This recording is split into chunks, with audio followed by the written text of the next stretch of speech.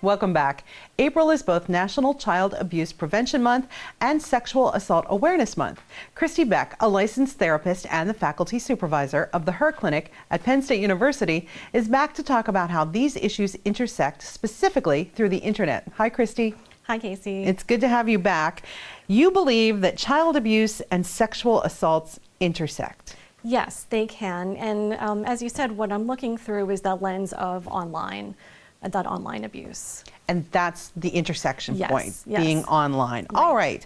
Well, more than likely, we are mostly familiar with online bullying and harassment, but online sexual abuse, that's new to many of us. Can you tell us more about that? What is online sexual abuse? Yeah, and so that's basically any kind of sexual abuse or exploitation that happens with screens. And so computers, phones, tablets, so anything that happens that's inappropriate, that's abusive in some way, that's happening between screens. So give us some examples of that.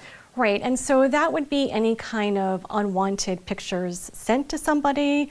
There's a name for that, but I don't think I can say it on TV, but certain types of pics that are not appropriate, that are unwanted, unsolicited, any kind of solicitation for pictures that are unwanted.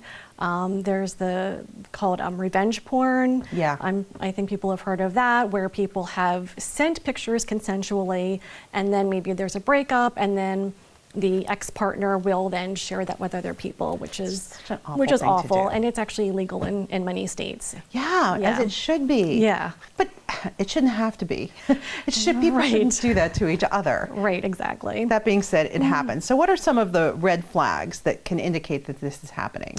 Right, and so it'll be different for adults versus children, and so, but obviously it can happen to anybody, unfortunately. And so for kids more specifically, if kids are withdrawing from activities that they used to enjoy, their mood changes dramatically, they're lots of absences from school unexpectedly for no particular reason, so those would all be signs that something might be amiss. How do you open up a conversation with a child about that?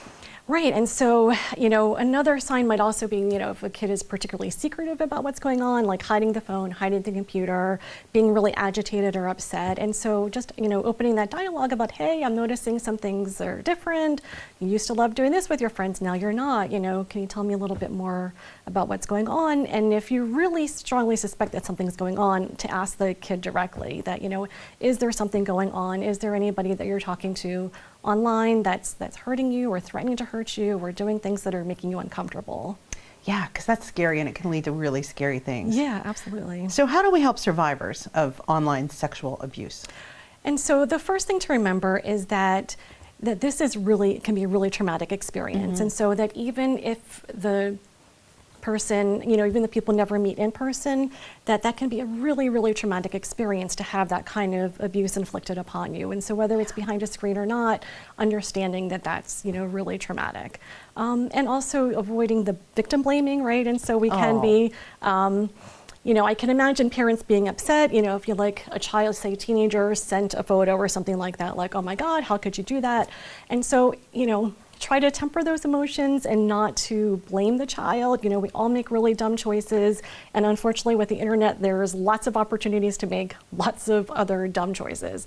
But that doesn't mean that the child deserved anything that happened to them as a result of that. And so, trying to be understanding, not victim blaming, and trying to, work with them. And, there might be, of course, depending on what's going on, there might be some legal ramifications for the perpetrator. And so, thinking about what's best for the child. And the adults. Nobody deserves that kind of behavior. Absolutely. And then, of course, there's local resources like Center Safe and State College. I happen to be on their board, and they do a lot of great work, so I have to give them a plug. And awesome. They're going to be doing a lot of really informative workshops and other activities through the month of April. Thank you so much. This is an important dialogue to have. We appreciate it. Visit our website for resources, including the National Sexual Assault Hotline. That's all the time we have for today. We'll see you next week.